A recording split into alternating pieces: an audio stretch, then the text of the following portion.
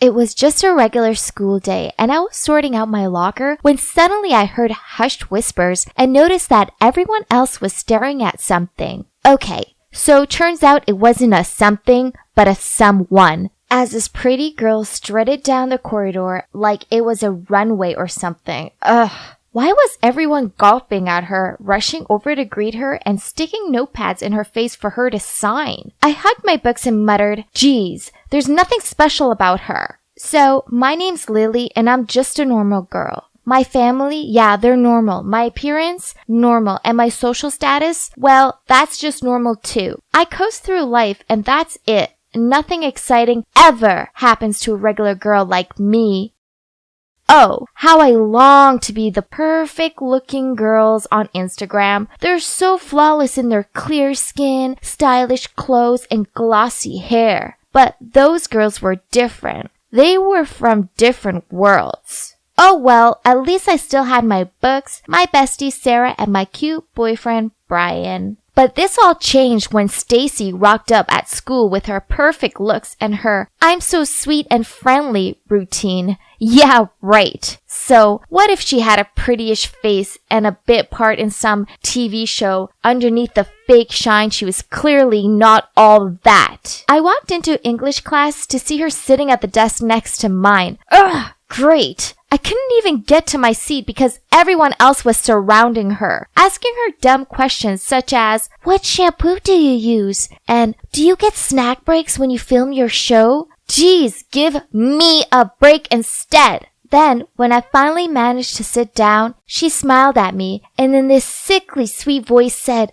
"Hi, I hope it's okay I sit here. I'm Stacy." Yeah, sure. I forced a smile back, but on the inside, my anger was boiling over. Who did this girl think she was? So what if she was beautiful? I bet she only cared about her looks and never bothered studying. Yeah, everyone else would soon realize what a failure she was. Then, one time during recess, Stacy, the living Barbie doll, suggested we start a yearbook, and now everyone's treating her like she's achieved world peace or something. Ugh! You know the worst part of it? I've been saying we should start a yearbook for years, but no one listened to me. And guess who received so many welcome cards and love notes that they fell out of her locker and obstructed the hallway? Yup, Stacy. Gosh! It's been like weeks already. When will these stop? I hated how she thanked everyone and blushed and ugh. I needed to be around a sane person who didn't think the sun shone out of her. She was everywhere. It made me sick.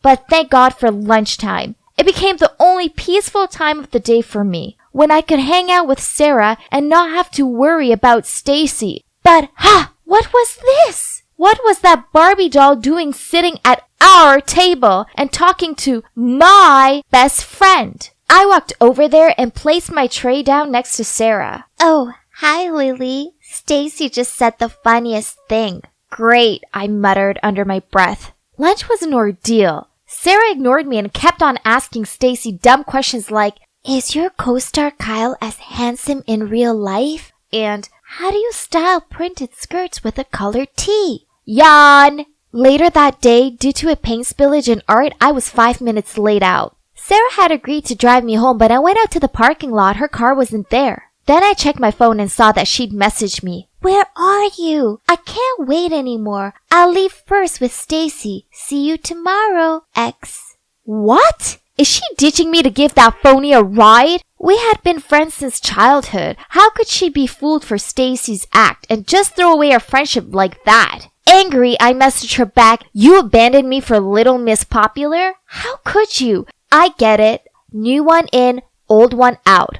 Well, thanks a lot." My phone buzzed with her reply. "Lily, you know it isn't like that. You live up the road from school while Stacy lives much further away and she needed to get back in time to get ready for her filming schedule." Madder than ever, I quickly typed out my reply. "Whatever. It's too bad you'll always be a nobody in her eyes, and she's just using you for a free ride." Then I chucked my phone onto my bed. I'd had enough.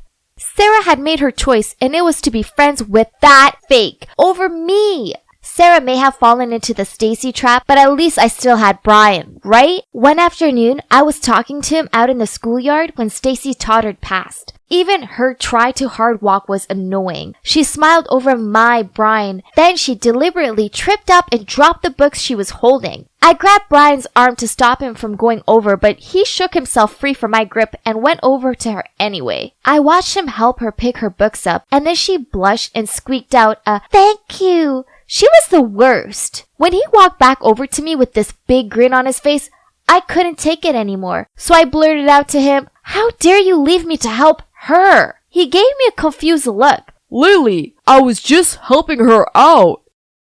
"Yeah, right. You knew she dropped them on purpose to get your attention, but you went over there to her anyway because you think she's prettier than me." He sighed. "You're being ridiculous. You know what? I can't deal with your selfish, jealous streak anymore. Let's just call it a day. We're done." Then he walked off. I stood there watching him, expecting him to cool down and come back. Only he didn't. This was all Stacy's fault. She'd stolen my best friend and my boyfriend. No more. It was time to show her that she wasn't so perfect after all. I scrolled through her social media pages for ideas, and it soon became apparent that she loves boys with toned abs who ride motorbikes. How predictable. I discovered this website where I could hire a boy to play with her heart, then ditch her. It's about time she learned how much it sucked to be undesirable and worthless. Ha!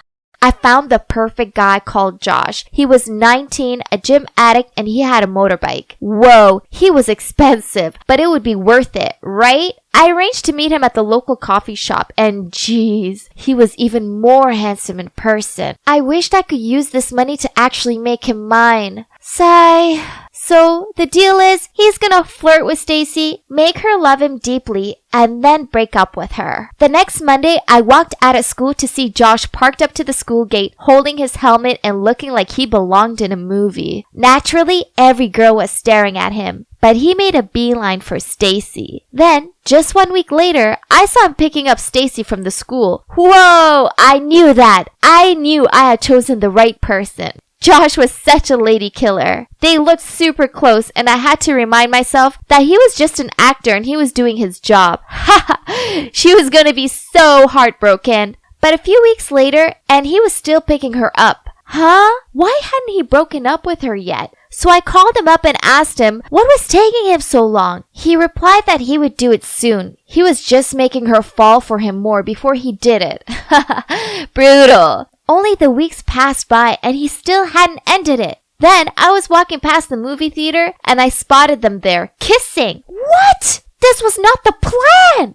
Furious, I had arranged to meet him the next day at the coffee shop. He walked over and couldn't even meet my eye as he said, "I'm sorry. I can't do this anymore. I will refund you as soon as I can." Why? Have you fallen in love with her or something? I said jokingly. There was a long silence. Then he looked down at the table and muttered out, "Yeah, I have." Why was I the only one on the planet who saw how fake she was? Thanks to her siren ways, I lost my best friend, my boyfriend, and now my savings. This was it. I needed to confront her. The next day at school, I tried finding her, but she was nowhere to be found. Then, as I passed through the school garden, I saw her sitting there. Gotcha! It's time to tell her exactly what I thought of her. I stormed over to her and opened my mouth to speak, but why was she crying? When she saw me, she managed to smile and said, "Oh, hi Lily. Is there a chance you could help me?"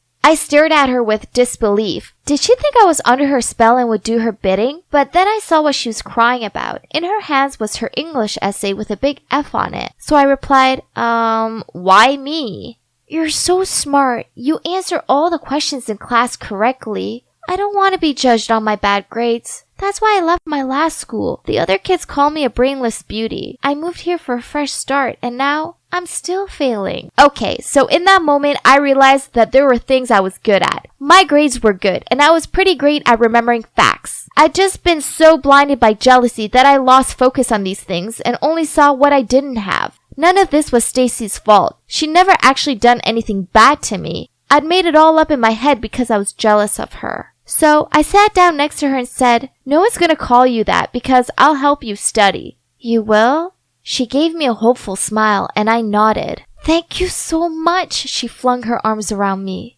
So that's how Stacy went from being my enemy to my friend. She's actually a really sweet and kind-hearted girl. No wonder why everyone admired her so much. And I was wrong to judge her on her appearance and not give her a fair chance.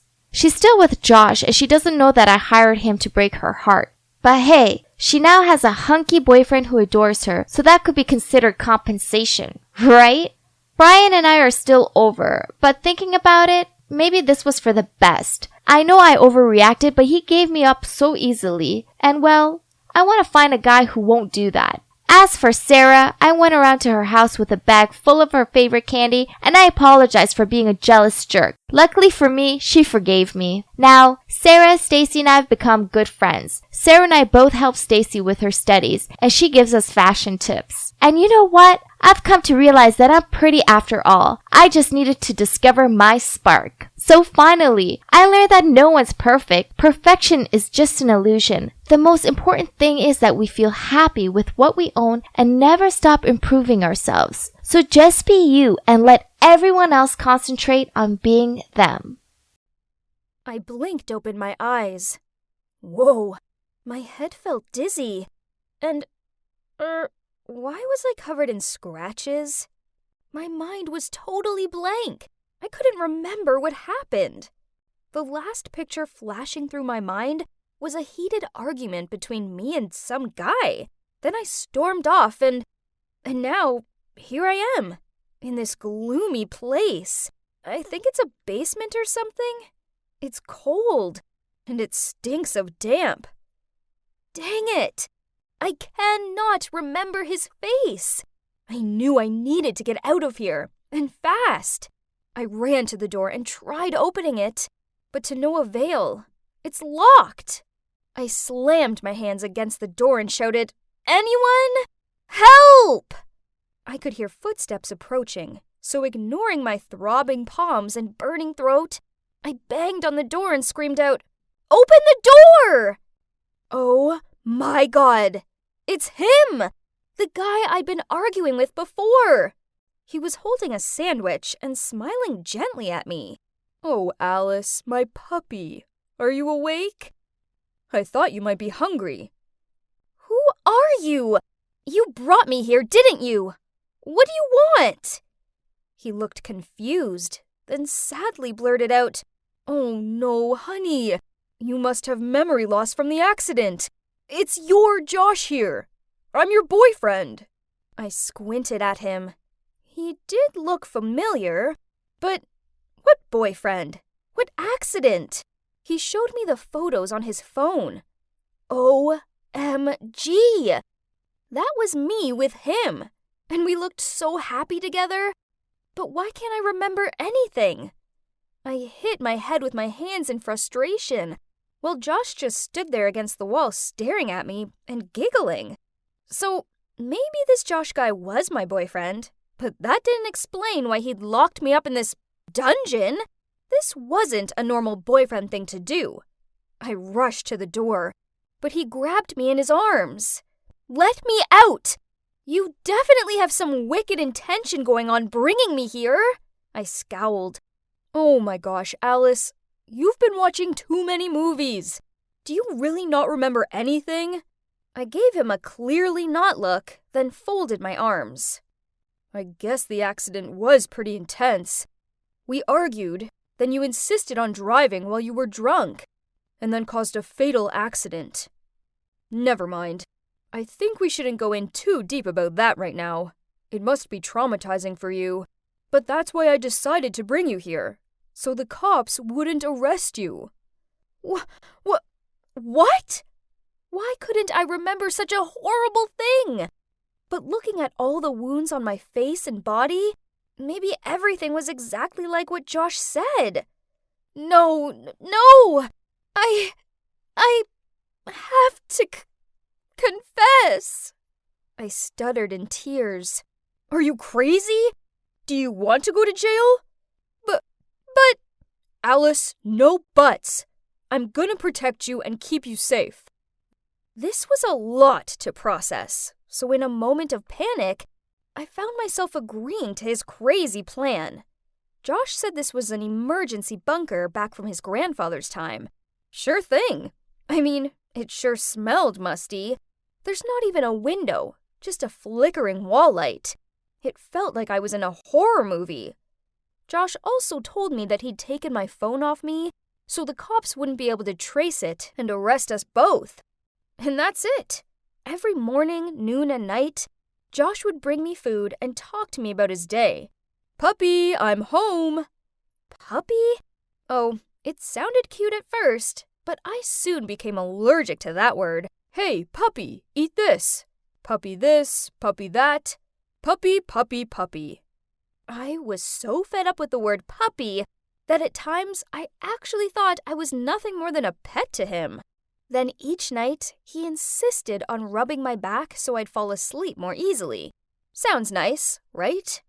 But no, it wasn't. He rubbed it really hard, and when I asked him to stop, he just laughed. Obviously, he wasn't doing it to make me feel better, but regarded it as a pastime. Ugh! And that's not all. A few times, I'd wake up to see him sitting there, staring at me with this gummy grin on his face. Then, when I checked my hair, I saw that he'd tied loads of these dumb little bows in it. Are you crazy? I'm not a kid! I grumbled while pulling and throwing all those dumb things out of my head. But puppy, they look so cute. Tom always liked them. I glared at him. Didn't bother saying anything anymore. Oh, and FYI, yes, Tom's his old dog's name. Okay, so I didn't need a genius to figure out that something was seriously up with this guy's head. But then, things got weirder. One time, he brought down food for us to eat together. It was fried chicken, and as soon as I smelt it, my eyes sparkled. I was about to take a piece when suddenly he pulled the plate away and took a big bite. I didn't even have time to react. Then he handed me the chicken thigh bone he hadn't finished yet. Help me with the rest, puppy. This part is too hard to gnaw. I rolled my eyes at him and flushed up with anger. Seeing my reaction, he said, What's wrong, puppy? Tom always loved the leftovers. Are you crazy? I screamed. Yo, I'm kidding. Don't you know how to take a joke? He grinned. Kidding? What kind of kidding is that? I've had enough of this. This place was driving me insane. I could hardly sleep at all because I couldn't even distinguish between day and night. Then, when I did close my eyes, I found myself tormented by the serious crime I'd committed. Josh was trying to save me. Yes, but I didn't ask him to do that. I couldn't live like this. I needed to face the truth. I had to turn myself in. The next morning, when Josh brought me breakfast, I told him what I wanted to do. Expectedly, he got mad and glared at me. Alice, why do you want to go to jail so badly? I can't stay here forever. I have to face up to what I've done. But it's so peaceful here with me. Peaceful? Was he being serious? It sure didn't feel peaceful. Instead, I felt like I was playing the role of his pet. I lurched forward, but Josh immediately grabbed me so I couldn't move. I tried squirming my way free, but he was a strong guy. Suddenly, he covered my nose with a handkerchief and my eyes closed. Then everything turned black. I slowly opened my eyes. I was in the same familiar room, but bars. I saw bars! Ugh! I was in a cage! Then I kicked something. It was a water bowl! Puppy, you're so naughty! I can't lose you, so I've put you in here! He grinned at me as he handed me a sandwich. I chucked it away, then screamed at him to let me out.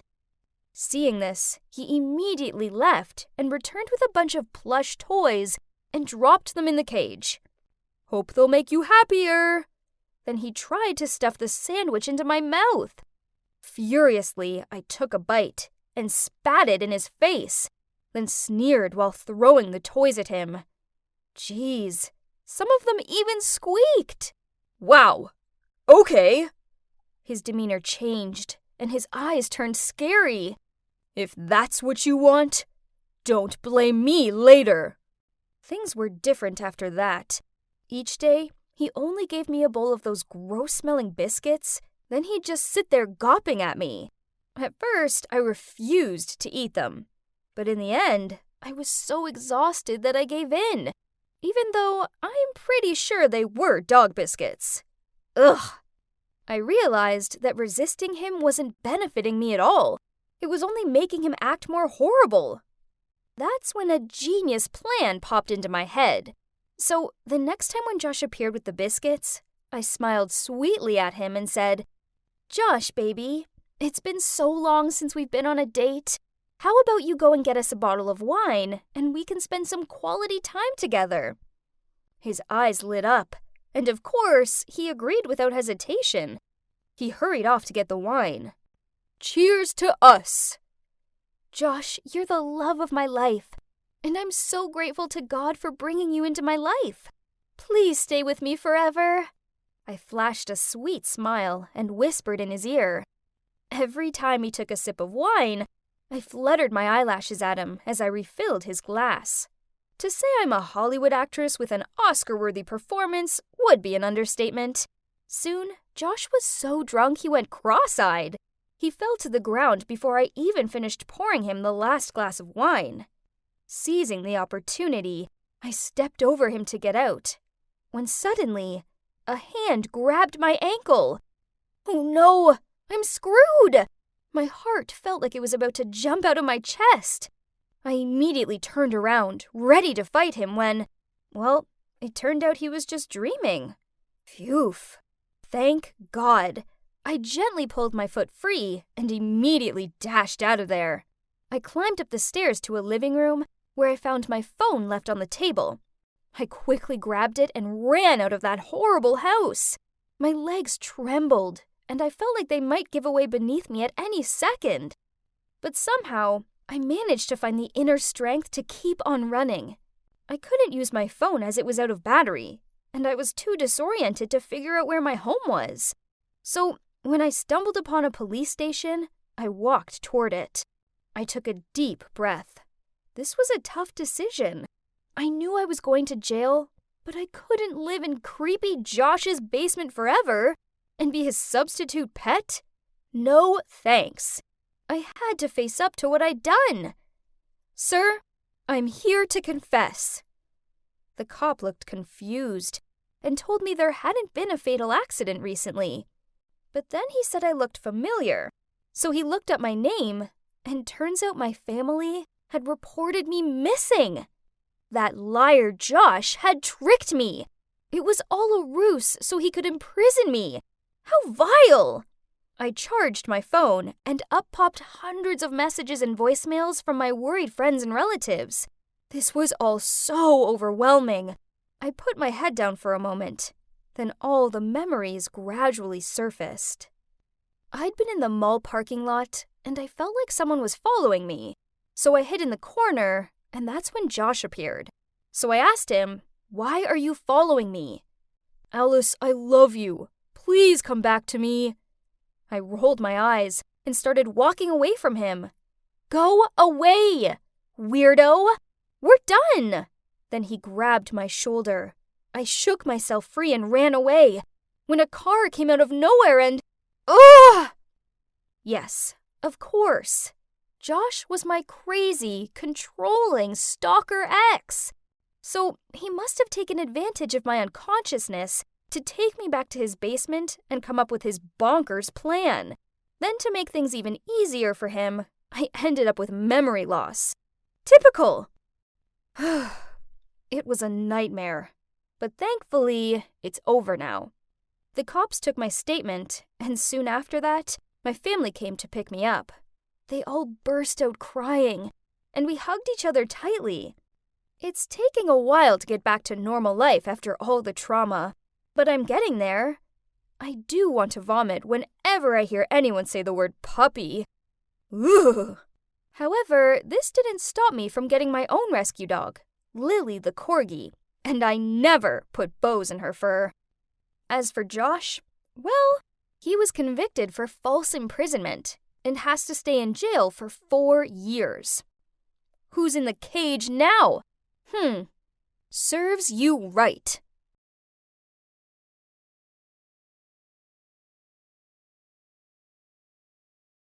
Ouch! My head felt like it had been hit with a brick. Why was the room so bright? And what were those monotonous beeping sounds? Was this a hospital? I used up all my strength to pull myself into a sitting position. Then a nurse walked into the room.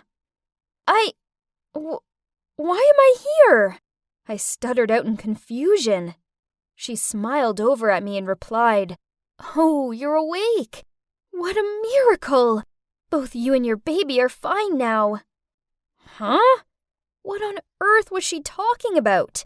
My look must have said it all, as her smile dropped. "Honey, you were in an accident and lost a lot of blood. You've been in a coma for the last month.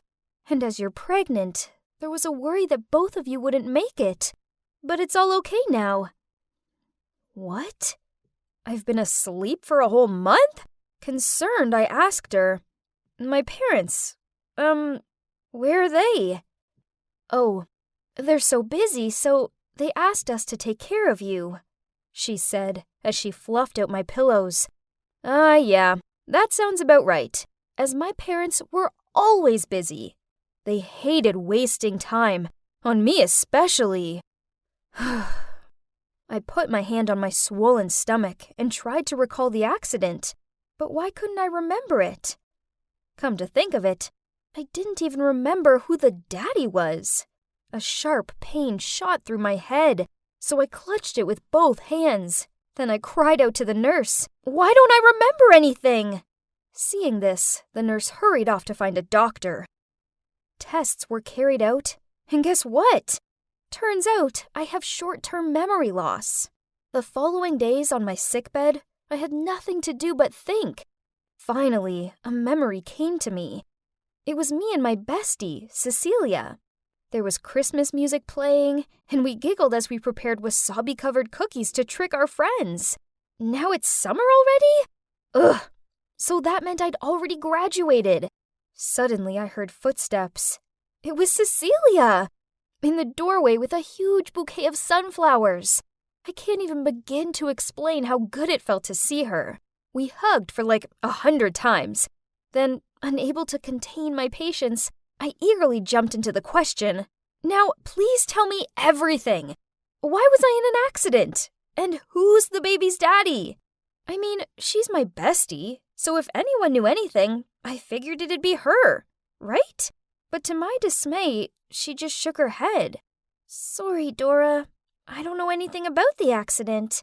But, the dad's probably Louis." I spluttered out in surprise. "What? Louis, as in the Star Wars geek from math class? So, turns out Louis and I have been in love for a while." She also said she'd been shocked at first when a rebellious girl like me fell for a straight-A student like him. Louis? Really? Me and Louis? If so, then why hasn't he visited me? Seeing how dumbfounded I looked, Cecilia continued. "Look, I think you should go find Louis and sort this out." So, as soon as I was discharged from the hospital, I went around to Louis's house. He answered the door and gave me this dirty look. "What do you want? We're through, like ages ago." Then he slammed the door in my face. This was confusing and annoying. He's the reason I can't get into my favorite pants. He needs to man up. So I went back to his house the next day, adamant I would have answers. Only his mom answered the door and said he was at college. I drove there and spotted him walking across campus. Fuming, I charged up to him and grabbed his arm. "Louis, if you walk away from me again, I swear I will scream." He looked super uncomfortable, but had no choice but to follow me to a nearby coffee house. At first, the silence was awkward. I just couldn't stop staring at the gross shirt he was wearing. What did I ever see in this guy? But then he spoke up. "Talk already. I have an important assignment due tomorrow." I slammed my fists onto the table and yelled out, "I'm pregnant, and it's yours." "What? Impossible." His eyes popped. Oh, so you think you can just shirk your responsibilities by some words like that? How many months are you? Well, Louis, I'm 3 months pregnant. He let out a sigh of relief. Now that's clear. We broke up 4 months ago. It's definitely not mine. Must be Kai's. Kai? Who's Kai? I was seriously confused. Had he made up this guy just to get off the hook? This is just typical of you. He snarled at me. Kai is the biker dude you cheated on me with. After that, he gulped back his drink, then growled out, Goodbye, Dora, then left. Oh boy, this was a lot to take in. Didn't know what to do. I sent Cecilia a message asking if she was free to talk, and the okay message from her arrived within a minute. When I arrived at her house, I saw a man leaving on his bike. So as soon as she answered the door, I winked at her. Who is that guy? Don't tell me he's your new BF.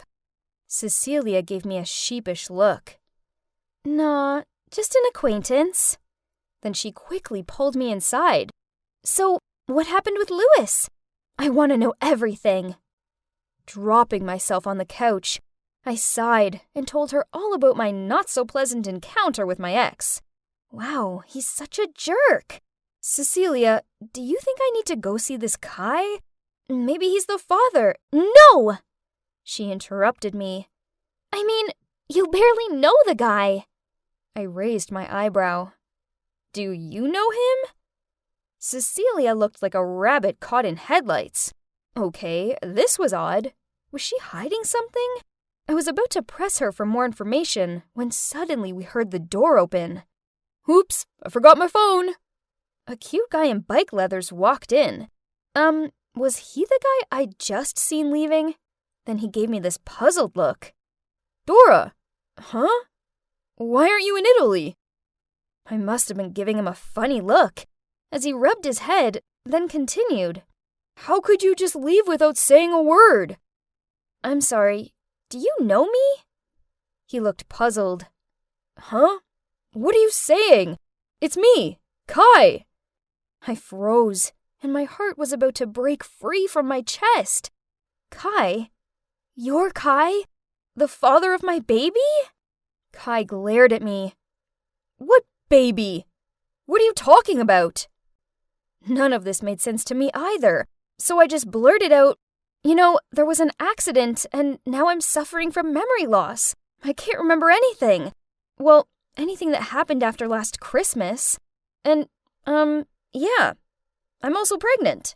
As soon as I finished speaking, Kai turned to look at Cecilia, who was nervously chewing on her nails. Cecilia, why did you tell me the Dora was studying in Italy? She pleaded out. Kai, please. I just don't want you to be caught up in her mess. You deserve better than this. Than her. What? So Cecilia had been lying to me all along? While she actually knew who the father was? Gosh, what kind of friend is that? I was about to scream at her. Then Kai said, Anyway, Dora, I'm sorry, but the baby can't be mine, as we've only kissed and nothing more. The room started spinning. I rushed outside. I needed some time alone to process this. Honestly, it felt like the whole world was against me. My memory had failed me. My parents didn't care. My best friend had betrayed me. And now I had no recollection of who my baby's father was. What a tragic mess I was. I arrived home in the worst mood possible. But my parents were still too busy on their laptops to notice it. In a cold tone, Mom just said, Have you figured out who's the father yet? I silently shook my head. Dad snorted. God, all you use your head for is a hat rack or what? You got yourself in this, so just go solve it yourself. Ugh, why did they talk as if they ever cared to help me? Please, I've always solved things on my own. Frustrated, I stormed right off to my room. I was sitting by the window, staring out into the void, when my phone beeped. It was Cecilia. Just the thought of her drove me mad, so much that I flung the phone onto the floor without even checking the text. Then came another beep. So I bent down to pick it up when suddenly I saw something poking out under my bed. It was a lighter with the name Stanley engraved in it. Hang on. Stanley. That did ring some bells. I remember now. Lewis broke up with me 4 months ago. But not because of Kai. No, it was because he was going to a prestigious college and he thought my carefree attitude would cramp his style. Embracing my new single life, I drove to Key West Island and partied hard for a few days. And that's when I met Stanley at a bar. So he was the father. But now what? I mean, I had no way of contacting him. But even if I could find him, then what? I didn't love him. I didn't even know the guy. And I didn't want to be attached to him just for the baby. And when I came back to town, I grew closer to Kai. Only Cecilia didn't like this. So she confronted me at school and insisted that I'd stolen her man. I rolled my eyes and told her, "You're ridiculous. Kai doesn't even like you. He likes me." The next thing I remembered was firm hands pressing against my back, and then I slipped and fell down the stairs. And the rest is history. Ugh! Cecilia was such a heartless monster! Her jealous rage could have killed me and my baby. I patted my belly. Thank God we were both okay. I just needed to figure out what I was going to do now. So, after many days of thinking, I decided what I'm going to do. I want to be a single mother. Hey, I know I can do this. There's no way I'll be as bad as my parents are, which is why I'm here looking for some books on parenting. Ugh, why do they put these books so high up? It's so inconsiderate. Right on cue, someone came to my rescue, reached up and grabbed the book I wanted, then passed it to me. I was about to thank this kind-hearted Samaritan when, hang on, Kai. I put the book down and hurried out of there without saying a word. He shouted after me, but I didn't look back. I just didn't want to be dragged into this drama between Kai and Cecilia. Being through one coma was enough. The next day, I was scrolling through a baby name site when Mum shouted that there was someone at the door for me. I went downstairs to see Kai, standing there with heavy bags in both hands. He gave a coy look and said, "This is for you. And the baby." This made me feel uneasy. I mean, I felt so bad for him. Seeing my reaction, he continued, "I should have told you how I felt from the beginning, and then things would have been different. I like you. I mean, I really do. I love you, Dora, and I want to raise this baby with you." I couldn't believe Kai still loved me, even when I'm carrying another man's baby. He's willing to welcome this baby with all his heart. In that case, I suppose you better come in. I smiled at him while holding the door open. Okay, so sometimes life likes to throw crazy surprises at you. But hey, they make sure things are more interesting. I'm sure it won't shock you to learn that I don't talk to Cecilia or Lewis anymore. Poof, those losers don't deserve me. As for Kai, we now live together, and we can't wait for the baby to arrive. But tough luck, Kai, as there's no way we're calling them Kai Jr.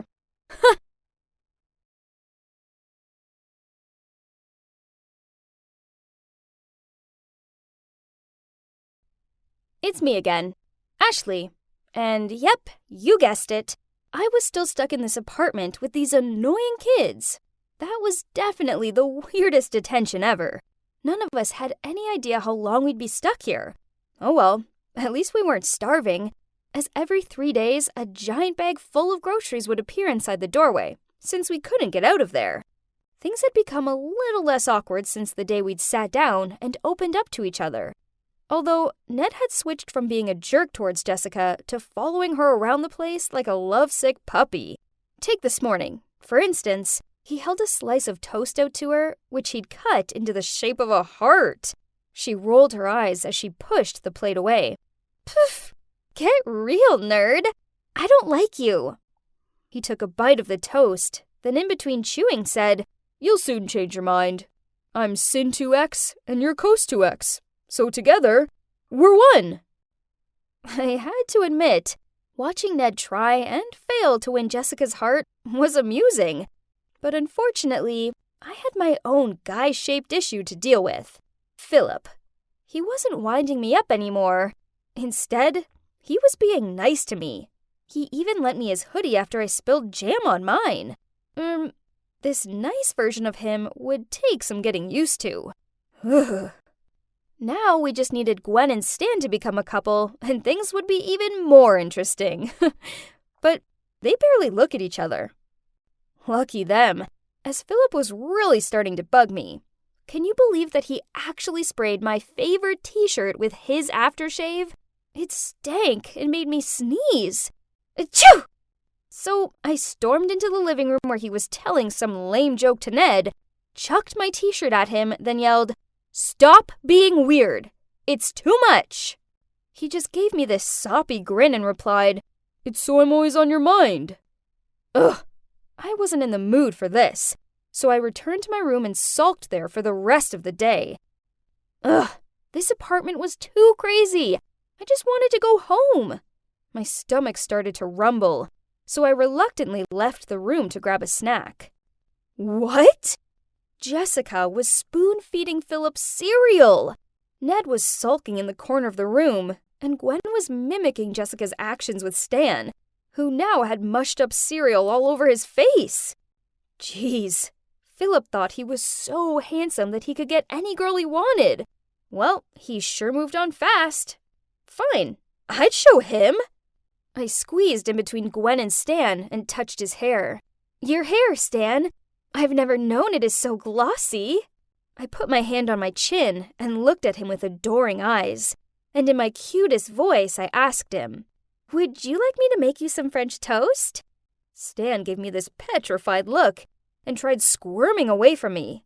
Then Philip and Jessica walked over, and he frowned at me. "Come on, Ash. You and the emo? Really?" Gwen snorted.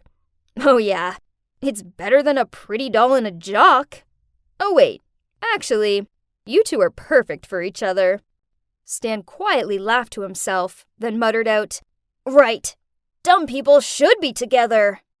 Suddenly, Jessica burst into tears. What? Why was she crying? Everyone fell silent and looked at her. "Come on, Jess, he was only kidding." I awkwardly patted her back. Then she blurted out, I've always had a thing for Stan, okay?" Huh? Well, none of us were expecting that. Poor Stan looked like he was gonna faint with shock. Jessica must have been burying these feelings deep down for so long. She was the most popular girl with a reputation to live up to, after all. Through sobs, Jessica looked at Stan and continued, "I knew us being here together was my chance to see if you like me. So I agreed to Philip's deal to see if you're jealous." Tears streamed down her face. "But you just think I'm some dumb, pretty doll." She mumbled out an apology to Ned for being insensitive to him, then turned to Stan, sobbed, "I'm not a porcelain doll. I have feelings," and left. Oh wow, I didn't see that coming. I guess I feel kinda bad for her, and also guilty. But hold up. Philip's deal? Oh, so he pulled that out to make me jealous too? That night, we had another meeting. Yawn. This one was as dull as it sounds. Well, until we started discussing the meaning behind this detention. Hey, since when did detentions go on for this long? It's been 2 weeks already. Ned looked concerned. We all agreed. We'd learned how to live in some sort of harmony together, but still, we need to go outside. Also, my family would be worrying, right? There's two, I hope. Then the next morning, Philip was trying to de-jam the air vent in the kitchen when he waved us all over. He pointed up at something small with a tiny red light on it. Ned and he took it down. It was a camera. "It could be a security camera," Jessica said. "My house also has a few inside, in case of intruders or something." Gwen sneered. "Duh, your house is a freaking mansion. Here, there's no need for a security cam." We decided to spread out and look for more cameras. In total, we found 5, all hidden around the place, including in a plant pot and fixed to a picture frame. It was freaky to think there could be more scattered around the place. Ugh. We gathered in the living room to discuss what to do about this, when suddenly the front door opened and in walked the principal and some other man I'd never seen before. Huh? Who was he? Did this mean we could finally go home? The other man started talking. Hi, everyone. I'm Kevin, and you are the participants in my exciting reality show. Your principal here put you all forward for this, as I wanted kids with 6 varying personalities. Gwen stood up and shouted, What? Is this for real? I added, There's no way my parents would have agreed to this. They did. The principal grinned. They signed the documents. They all think you are at training camp. Kevin added, Keep up the good work, guys. The viewers are loving all this drama and attitude. Jessica screamed out, You can't do this! It isn't right! We'll keep you here for some more time to see how this project goes. Don't worry, you'll all get scholarships after this. That is, as long as you cooperate. We watched as they took away the cameras we'd found.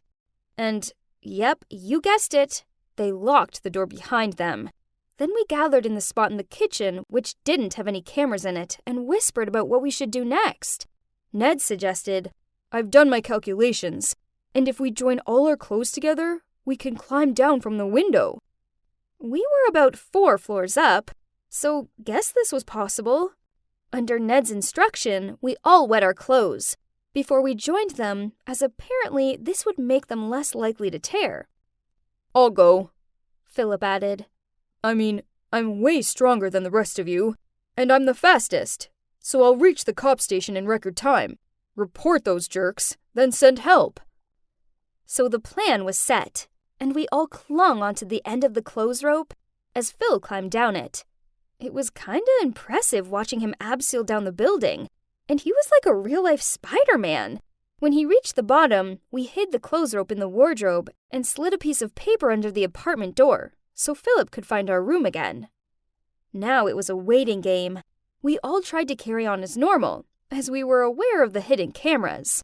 Suddenly, the door barged open, and in walked the principal, Kevin, and 4 massive dudes. Oh no! Jessica frightenedly whispered. Those men instantly started collecting our stuff. When one of them picked up Gwen's hat, she charged at him. Get off of my stuff, creep! The man grabbed her around the waist with one arm and pulled her across the room. She thrashed, kicked, and screamed. She might have been big, but she's still a teenage girl, so she was no match for him. Jessica, Ned, and I all clustered together, not knowing what to do. Only Stan seemed to keep his quiet and calm.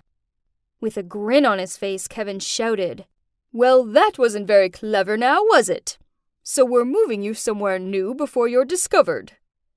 Right at that moment, Philip ran into her room, followed by some cops. There they are! It's them! They locked us up in here! The principal straightened his tie, then in a polite tone said, Oh, please. This is a misunderstanding. I'm the principal of Xavier Springs High School, and these are the particularly delinquent students who are all in detention. We're administering a special education program for them. And here's their teacher. He pointed over to Kevin. Liar! I shouted. They just made up excuses to punish us and trap us in here. There's hidden cameras and we're on some reality TV show. Ignore her. She has, mental issues. She'll do anything to get out of detention. Then he pointed at Gwen.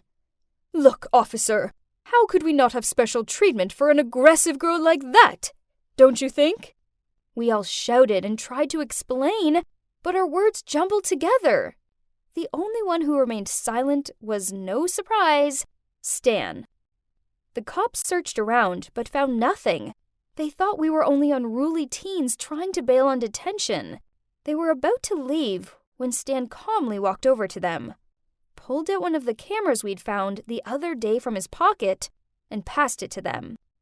Then, Stan, still without any words, pulled out a vintage recorder, pressed the button, and we all heard the whole conversation about TV shows and the principal's threats. Whoa! Nice work, Stan! The cops instantly arrested them, and we were taken back to our families, who all sobbed with joy on our return. So, what came next? Well, my high school got a new principal, and this one hasn't given me detention. Yet. The former principal and Kevin and his whole crew are in serious trouble with the cops. Looks like they might end up in jail. As for the 6 of us, well, we formed an unbreakable friendship. Philip got a sports scholarship, and I'm super proud of him. He also told his dad how he was feeling, and they sorted things out. Ned finally stood up for himself to his parents, and now they're trying to be more understanding. He also has a girlfriend and just won first prize of the state at physics. The nerd. Jessica and Stan are an official couple, and they don't care what other people think of them. They're actually super cute together. But shush! Don't tell them I said that. Gwen decided to leave this town and go study at an all-girls boarding school. She just started dating a girl there named Claire. She sounds really happy. We're all glad to hear. So, I guess Miss Tough Cookie has a soft side after all. And me? Well, I went from a lonely and awkward girl to having 5 unlikely best friends and a wonderful boyfriend. Yep, I'm now with Philip. Guess being in detention wasn't so bad after all. Cheers! Earth to Autumn! Quit staring at my lame-o brother and listen to me! I turned and looked at her. Boy, I hope I wasn't blushing. Yeah, sorry, I muttered out. She shook her head at me. Brr, it's gotten so cold. She wrapped her jacket tighter around her. Anyway, y'all excited for my sleepover this weekend? So you're still bringing your suitcase full of your cool Chicago clothes along, right? Sure, it'll be all yours. I smiled, unable to stop myself from trying to spot her brother out of the corner of my eye. And you promise you'll set up alone time for me and Seth whenever I winked at you? I confirmed. Course, you can count on me. Just no kissing in front of me. Yuck. So I'm Autumn, and I'm a Chicago girl now living in small-town Texas. You see, after the first lockdown was lifted, we moved here so my parents could take care of my granny. Now, I'm at a new school, but luckily for me, everyone seems nice. Especially this girl who sits next to me in French class, Lillian. She's never been out of Texas, so she loves hearing my stories about the Sky Deck and the Lollapalooza Festival. Better still, she has the hottest twin brother ever called Seth. He's cuter than Justin Bieber. I could just stare at him all day. Texas is known for lots of things. Scorching hot weather, barbecues, and rodeos. But snow is not one of them. Weirdly, this winter, a snowstorm was expected. And naturally, Lillian was as excited as a little kid on the eve of her birthday. Ugh, to cold weather. I was done with it. But I could hardly turn down a sleepover when Seth would be there, could I? This was the perfect opportunity to get closer to him. I mean, no single guy could reject a girl who confesses their feelings on the first snow day, especially not one from sunny Texas. I could be his real-life snow princess. Lillian then started rambling on about all her weekend plans. Her over-the-top anticipation was so funny. I mean, it was only snow, but I suppose for a girl who didn't even own rain boots, this was as important an occasion as Thanksgiving. I might not have been a jitterbug of excitement at the thought of seeing snow, but I was eager, and albeit a little nervous, to see Seth. We all would spend a weekend together in Lillian's family's holiday cottage. And no parents around. Yep, an adult-free zone. That sounds like heaven, right?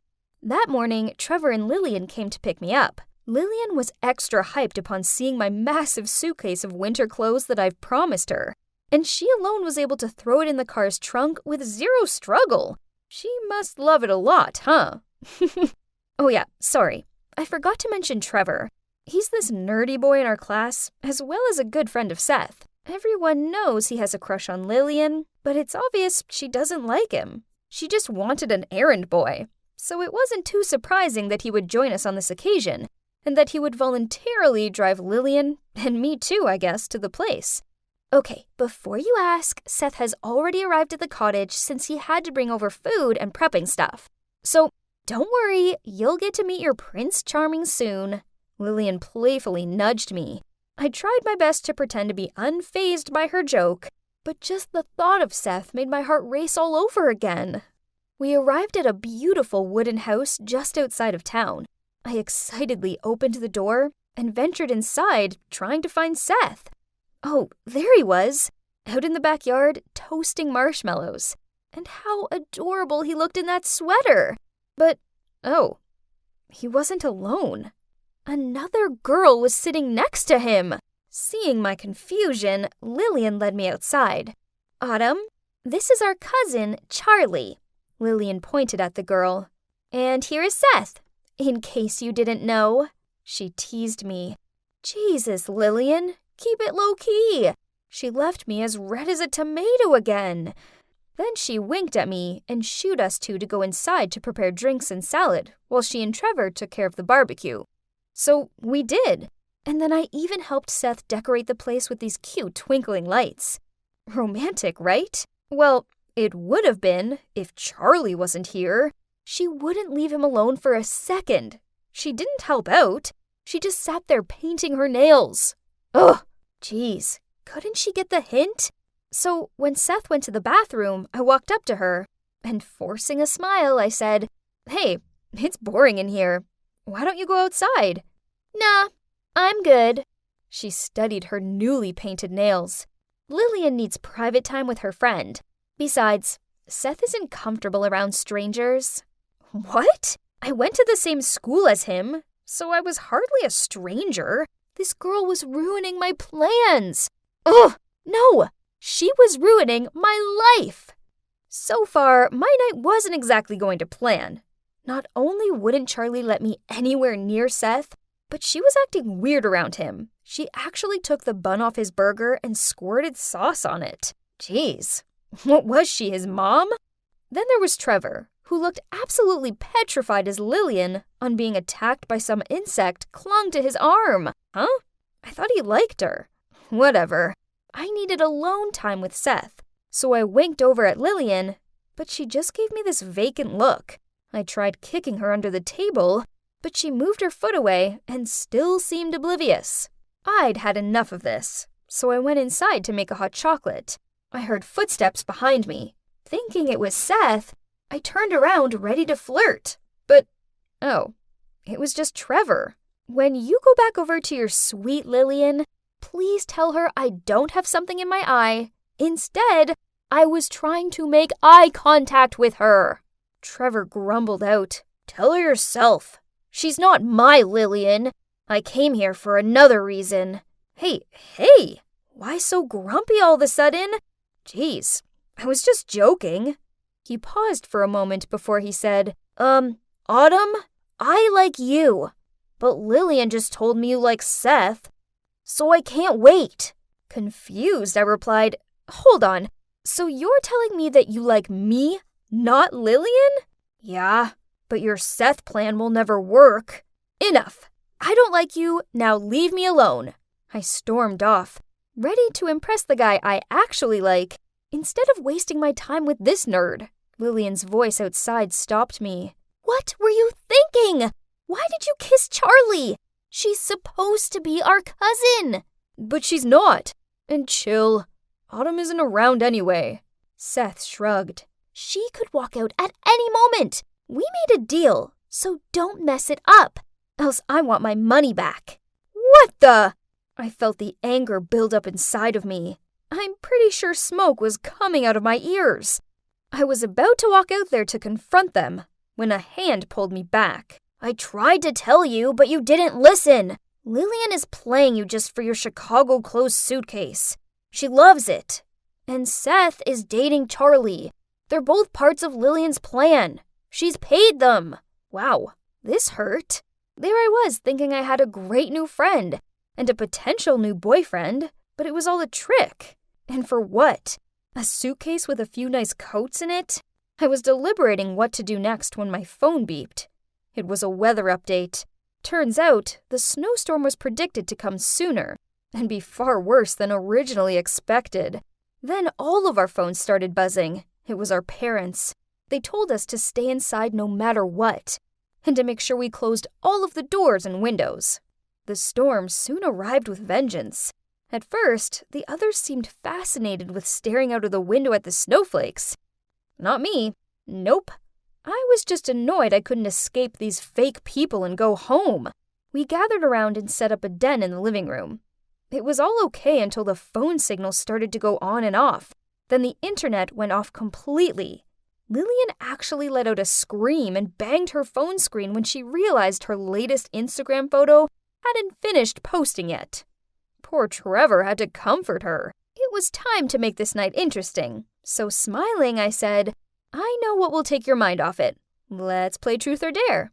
Then I cuddled up to Seth and in a soft tone spoke. "Seth, the storm is really freaking me out." He gave an awkward look but replied, "It's cool.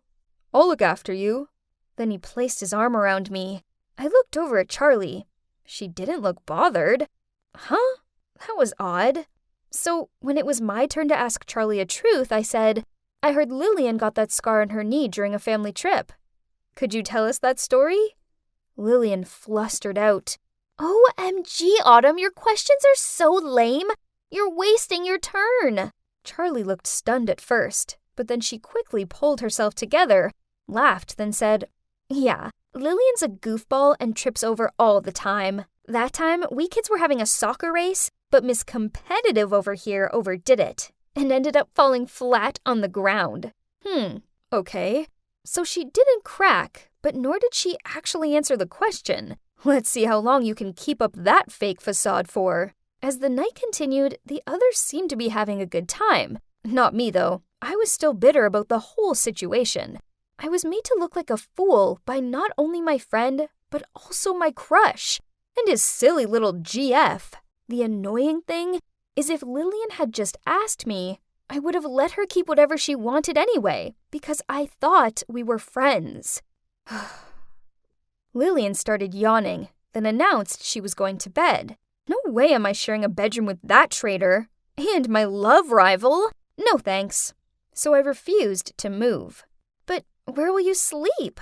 "Don't be ridiculous, Autumn." "Yeah, come on in. You'll freeze to death down there." "I'm fine. Just go." "I'm a Chicago girl, remember? Do you call this a storm? Please. I've been through colder summer days." I smirked. But they kept going on and on. Nice try. As if you guys really care. Gotta give credit for their acting, though. Then at least let's get you some warmer clothes. I agree. But her suitcase is still in Trevor's car. I have an idea. She winked at me, then yelled up the hallway, "Seth, could you please help Autumn get her winter clothes from Trev's car?" "Are you mental? It's freezing out there. And pitch black. You girls are so annoying." Eventually, Lillian and Charlie gave up trying to persuade me and threw me a blanket. Finally, some alone time away from those fakes. I curled up on the couch and took a deep breath to fall asleep. Only half an hour later, I was still tossing and turning. I had a lot on my mind, and the wind outside was howling. At that point, I pretty much had my head between my knees, trying to preserve my body heat. Jeez, it has for sure gotten colder. Then suddenly, I heard 3 consecutive knocks on the door. A chill ran down my spine. I must have misheard it, right? I held my breath to listen, and there came another 3 knocks. Oh my gosh, who could it be at this time? And in these conditions?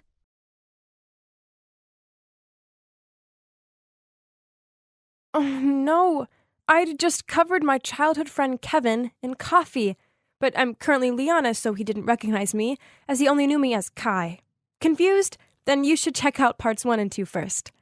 I frantically apologized to Kevin while looking around for some napkins to soak the coffee up. "It's fine," he smiled. I smiled back at him. Yep, He was the same kind, sweet Kevin. Suddenly I heard Diamond's voice. Liana, what have you done? Then she appeared next to Kevin and gently touched his arm. I apologize. She's new. It's okay. It was my fault anyway. I wasn't looking where I was going. That's just typical of you, always taking the blame. She gave him this starry-eyed look. Oh, so you two already know each other? I thought out loud. Yes, Kevin and I went to college together in Oz. I introduced him to Father for this project, as I believe he'll be an asset to it. Now run along and make some fresh coffees. Diamond gave me a stare. As I went off to make coffees, again, I wondered about Diamond. Did she like Kevin? Oh, no. That manipulative girl doesn't deserve such a sweet guy like him. Later that day, we had a meeting where my dad introduced Kevin as the leader of the project. Kevin then thanked him and started talking about his visions for this project. And it was so obvious how all the girls in the room couldn't take their eyes off him, including Diamond. Ugh. The next day after work, I followed Kevin out to the parking lot and shouted his name. When he turned and saw me, he smiled, and I instantly felt warm inside. I have something for you, as an apology for ruining your last one. I passed him a new shirt. I hope I guessed your size right. Thanks, you really didn't have to do this. He looked flattered as he took it from me. Yep, you have the size spot on. Impressive. His comment caused me to smile to myself. Living as a boy for years at least gave me a perk of understanding their sizes. I waved him goodbye and started to walk off, but he shouted, Wait, is there any chance I could have your number? You bet. I was blushing so hard by then. And after that, we started messaging each other, and every time my phone buzzed with his name, I found myself doing this gummy smile. Unfortunately, I couldn't stay in my love bubble with Kevin forever. Instead, I had to spend my days being bossed around by Diamond. Ugh. Once, she was ordering me to revise a report I'd already redone twice. Suddenly, Kevin walked over, picked up the report, and said, Oh, this one. You've done a good job with it, Liana. No need to change anything. Diamond looked furious at being undermined, and I couldn't hide my smug look. Take that, little Miss Bossy. After she left, I thanked him for helping me out. It's fine. Hey, don't take much notice of Diamond. She's just intent on impressing her father. If she causes you any more problems, just come find me, okay? Oh, what a sweet guy he was. But one afternoon, I walked into the office kitchen to make myself a drink and saw Diamond and Kevin having a serious chat. On seeing me, Diamond said to him, I'm sorry, Kevin. You needed to know the truth. Then she gave me a snooty look as she passed me. I wonder what that was about. I was going to ask him, but before I could, he just left without so much as a glance in my direction. Okay, that was weird, but maybe he was just busy, right? That evening, I messaged Kevin and asked him if he wanted to go for a jog in the park. He agreed, but when he showed up, he could barely meet my eye. Kevin, what's wrong? He was silent for a moment, then shouted, Why? Why did you lie to me? Diamond told me how you're engaged to Kai. Why did you lead me on? I sputtered out, but he just tutted, then walked off. I stood there speechless and wondering how I was going to get out of this mess. If this wasn't bad enough, as I was on my way home, my phone buzzed. It was a message from Diamond. Leave the house and the company by tomorrow, else I'm telling Kai the truth. Of course, I just ghosted her dumb message, and true to her word, the next day, my Kai phone went off. It was Diamond telling me how Liana was cheating on me. It was crystal clear she wasn't going to drop this. Some days later, my father asked me to go to dinner with him, so he could get to know me better before I married his son. I thought this was sweet of him, so I agreed. Besides, this was a great opportunity to test the water, figuring out if he's ready for the truth yet. We had some small talk over the appetizer. Then suddenly, Dad put down his fork and asked me, How is Kai? It's such a shame to admit, but we've grown distant over the years, and it was all my fault. I know I haven't always been the best father. He trailed off. Kai's good, I replied. I guess it was now or never to say what I wanted to. Actually, he's really happy in Canada. And, well, he has these big dreams of becoming an architect. Oh, I didn't know that. He lowered his head. I just thought he'd want to inherit the company one day.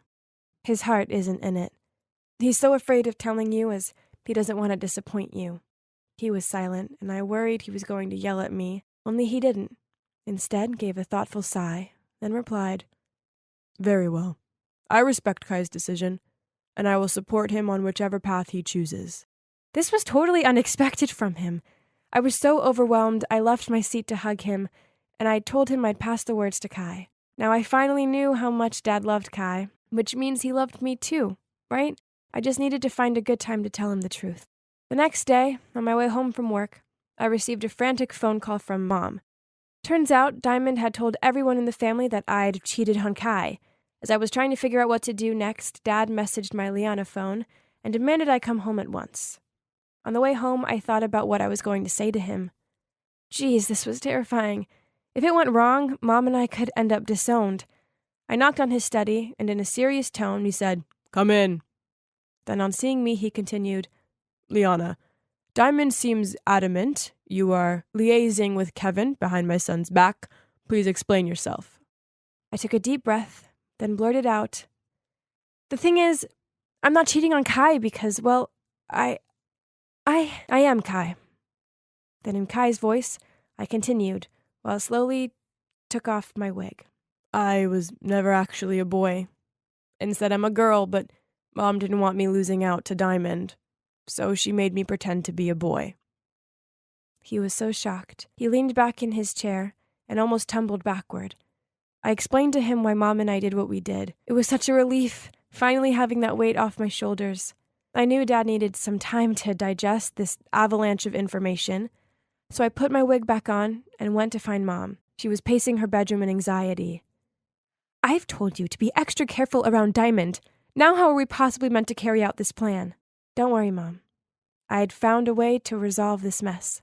I comforted her, but didn't let her know that I'd told Dad the truth yet, as that would just make her even more anxious. The next few days, Dad still acted normal, as if nothing had happened, and when I walked into the dining room for dinner, I saw Diamond's face drop. She clearly thought Dad would have chucked me out by now. She slammed her fist on the table and yelled at Dad, "Why is she still here?" Ignoring her, he asked Grandpa to pass him the gravy. This only angered Diamond further, and she pointed at me and screamed, "She cheated on Kai! Kick her out of this house!" I put down my cutlery, calmly stood up, and in a confident voice I said, "In fact, I am Kai." It was worth doing just for everyone's reaction. My mom turned white. Diamond was dumbfounded while my grandparents clung onto the table in shock. After I'd explained it all to them in more detail, Diamond was the first to respond. "So you and your mother lied to everyone? This is unacceptable. Get out of this house." Poor Mom looked so ashamed. She couldn't meet Dad's eye as she mumbled out, "Don't blame Liana. She was just a child. It's my fault." Then she pulled my arm and whispered to me that we should leave. Diamond sneered, "Those liars. You deserve that." "Will you please be quiet? Else I advise you to just leave." Dad gave Diamond a stern look. This shocked her, and she sat back down in silence. "I've made a lot of mistakes over the years, and because of them I have many regrets. I was selfish and unkind." He looked at Mom. "It pains me to know that you felt as though I left you with no choice but to lie to me. I love you, but I know how I treated you was cruel. I was so desperate for a child that I sought comfort in someone else. I know I wasn't there for you and Kai, Liana, when you needed me. Now, if you'll let me, I want to make amends." Diamond jumped up to her feet so fast that the whole table wobbled. She screamed out, "This is nonsense!" and stormed off. So, that sure was eventful. But finally, everyone knew the truth, which meant Mom and I didn't have to lie anymore. And best of all, I never had to pretend to be Kai ever again. The following week, I was roaming around the house when I saw Diamond in her room, packing. I stepped in, and she said, "I'll be out of your sight in a blink. Don't worry. I'm leaving for Miami." I knelt next to her. "I don't want you to go. After all, we're sisters." She gave me this wide-eyed look. But I was horrible to you. You must have been through so much being forced to live as a boy." "Yeah, it was hard at times, but it's okay. I can be me now." I smiled. I know I was mean. I'm sorry. I guess I've always felt like an outsider. I know my mom wants me to claim what's rightfully mine, and I felt so pressured because I'm no match for Kai. Don't worry about it. We've all done things we regret. Besides, Kai's gone, so you can just be you. You're a great businesswoman, although you might need to tone down a notch on the bossiness. I chuckled. Come on, sis. Let's get you unpacked. When we'd finished, I hugged her and said, "Oh, as for Kevin, I think we should fairly compete for his heart." She blushed. "Oh, no, it's fine. I used to like him, but he just sees me as a friend. Besides, everyone in the company knows it's you he likes." I felt good that we'd sorted things out. Now I just need to fix things with Kevin, and I had the perfect idea. I messaged him telling me to meet me by the woods close to his old school. Then I went and waited by the tree we once built a den in. He walked over to me, a confused look on his face. "Leanna, how did you know about this spot?" He sat down next to me and I said, "I used to come here with my best friend when I was a kid. He was such a sweet boy. He never judged me or questioned me. It always pained me that I didn't get to say goodbye to him." I could see Kevin's mind ticking away. That's when I took off my wig, wiped away my makeup, and passed him half of a candy bar and said, "It's been a long time coming, but I owe you this." He stared at me, open mouth. So, you're Kai and Liana?" I said, "Yeah, it's me. I'm both. That's why I always felt familiar towards you. This is unbelievable," he continued. "Wow." He stared at me through teary eyes.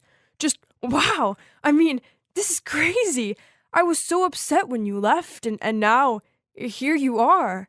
When he got over the initial shock, I told him about my life and why I pretended to be a boy. Afterward, he hugged me tightly and said, "I'm not losing you again, Liana. I love you."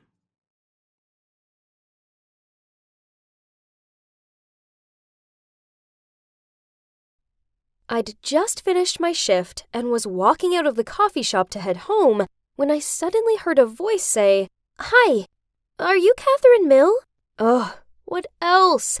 I'm exhausted already. I reluctantly turned around to a view that almost made me leap out of my skin. Standing in front of me was a girl with a face exactly like mine. Who are you?" I stammered. I felt like I was seeing things. She smiled at me and said, "I'm Tracy. Is this wallet yours?" "Oh, wow, you found it!" "I dropped it at the Seattle Mariners baseball game. I never thought I'd see it again." "That's right. We met there."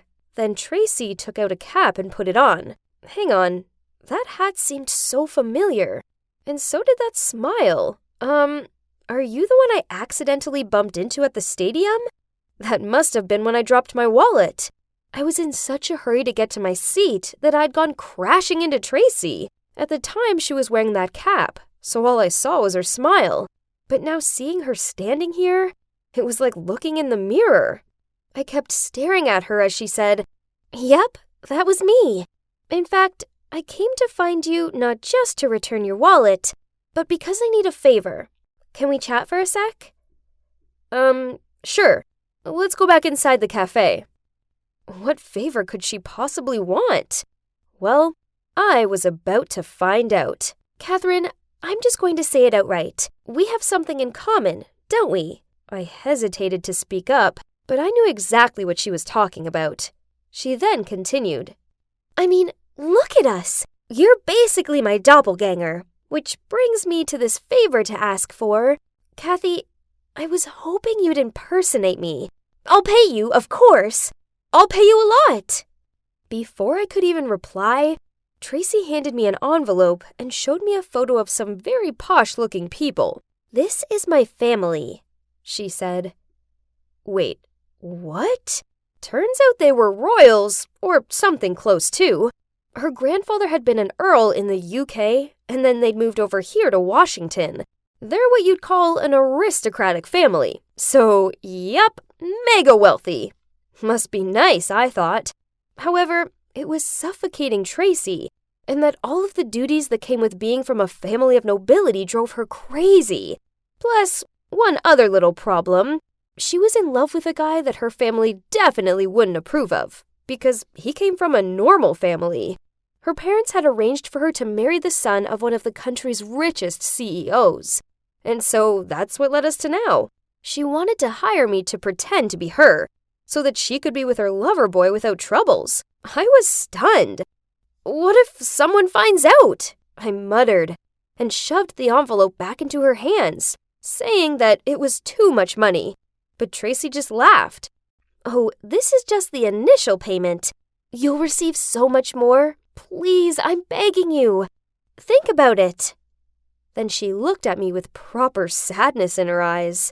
I really did feel sorry for her, but I needed some time. And it would be better to get my mom's opinion on this first. Ever since I'd been a little girl, I'd always talked things through with her. She was the only family I had, and the only one I could trust and rely on. Mom would know what to do. When I got home, I found my mom waiting for me at the table. We ate dinner together in silence, as I could barely focus. She knew something was up right away. Honey, what happened at work? I hesitated, then handed her the photo of Tracy's family. My mom, as you can guess, was shocked to see how much Tracy looked like me, and so I told her what had gone down earlier. I explained that she offered me a ton of money to impersonate her, but that it felt risky. I'd assumed my mom would be dead set against it, but what she said surprised me. That poor girl. Indeed, how people always say it's not as fun as it looks being too wealthy. But hey, a bit of extra money in your pocket couldn't hurt. I mean, you could use it to pay for your vocal training, and at the same time, you'd help Tracy, so that she can be with her true love. Yeah, becoming a singer had been a lifelong dream of mine, but because of money struggles, I'd had to put that aside. Mom's right. This was my chance. I had to take it. So I called Tracy to seal the deal. She was over the moon about it, and we arranged to meet the next day to start preparing. I thought I'd just have to learn all of her favorite things and maybe borrow some of her clothes so that I didn't get caught out. But no, there was a whole lot more to it than that. For starters, I had to take etiquette classes. Can you even believe?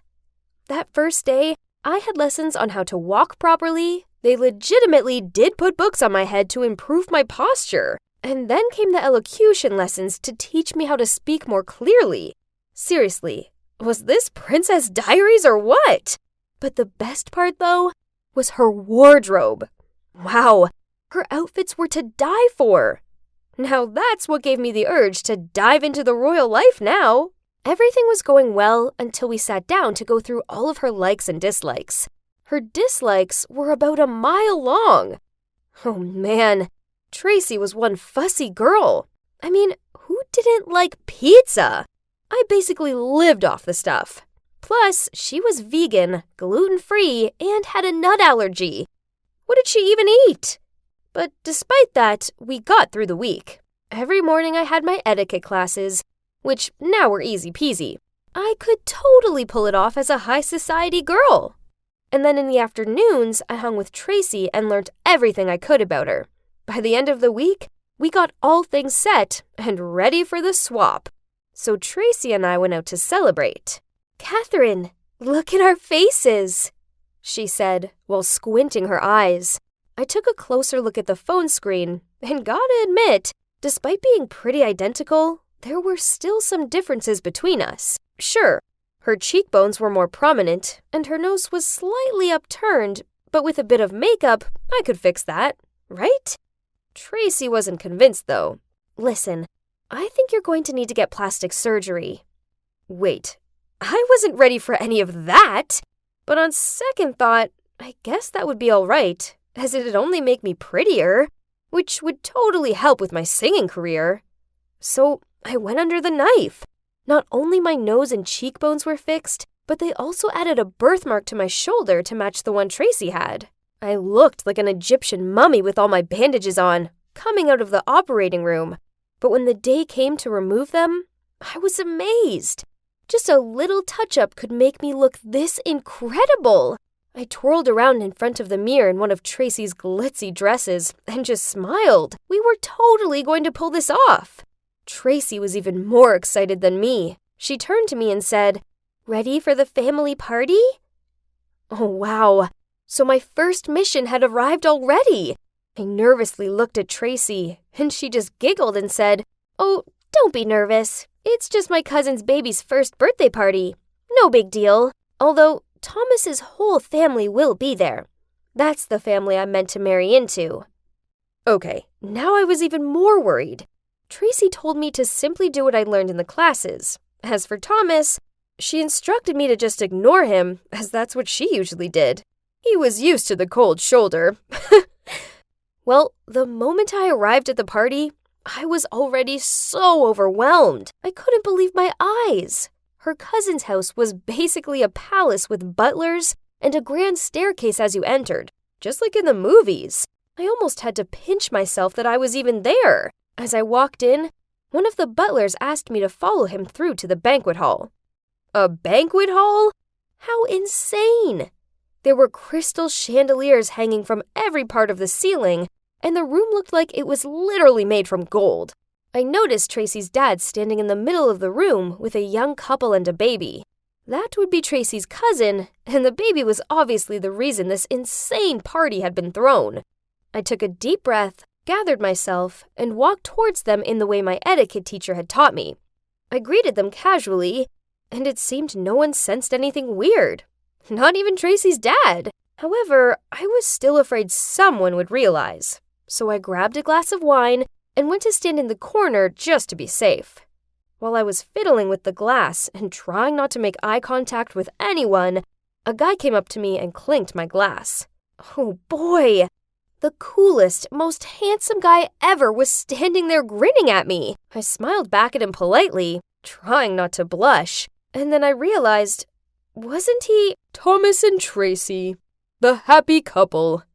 Suddenly, I heard Tracy's dad from a few feet away, speaking towards us. "You two look exquisite together.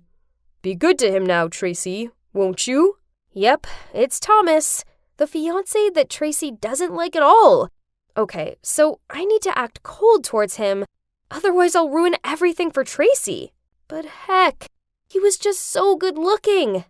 I quickly walked away towards the dessert table and started stuffing my face with some almond cookies, anything to distract myself from Thomas. As I picked up a third one, I heard Thomas scream, and the next moment he was running over to me shouting, "Tracy, put it down! There are nuts in those!" I dropped the cookie in shock. Right, I was supposed to be allergic to these delicious snacks. Totally forgot that. Gosh, I turned around to see all eyes were on me. This was a disaster. I was like a deer in the headlights. Didn't know what else to do.